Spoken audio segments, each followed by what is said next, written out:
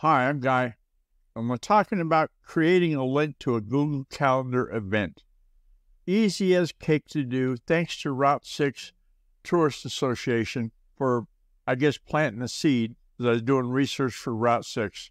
You open the Google Calendar, you select the event you want to share, click on the three dots to open the option menu, click Publish Event, and then copy the URL and put it in any platform that you want to.